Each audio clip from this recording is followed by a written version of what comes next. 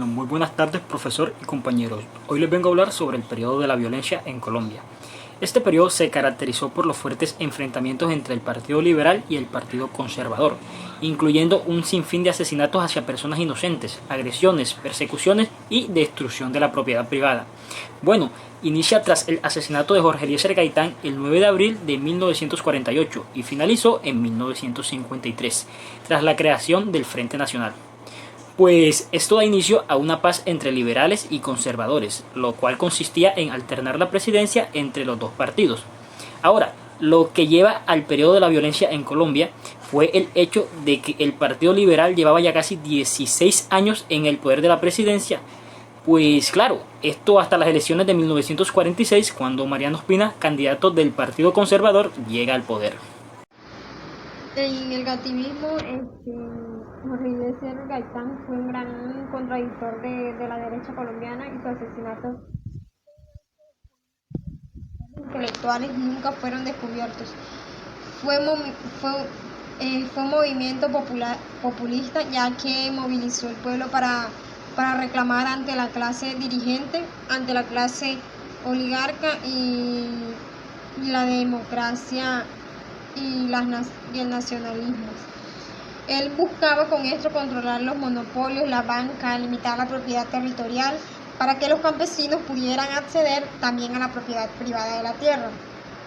También ellos tenían un fin de garantizar los derechos de los trabajadores y de los campesinos, generando un gasto social amplio para sacar al pueblo de su condición de inferioridad, educándolo para una sociedad más igualitaria y democrática.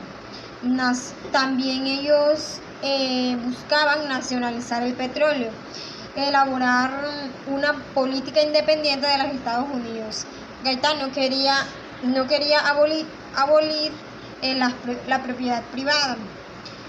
Tras la muerte de Gaitán, provocó una insurrección en ciudades y pueblos, ya que buscaban la caída del gobierno de Ospina.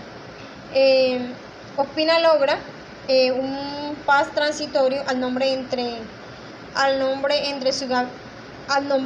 entre su gabinete a unos liberales. Pero a finales del año 1948, Laureano Gómez regresó del país y en su campaña acusa a los líderes de falsificar 1.800.000 cédulas. Además, los acusa de estar con el comunismo internacional.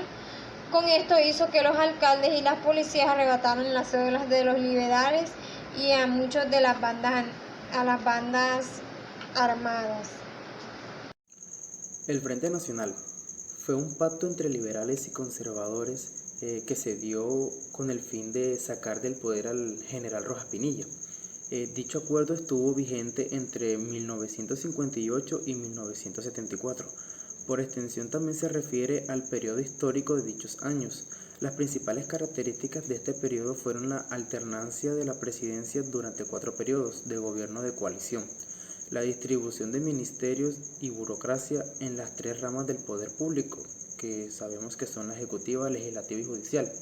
El candidato presidencial era elegido por acuerdo bipartidista y la distribución igualitaria de las curules parlamentarias hasta 1968.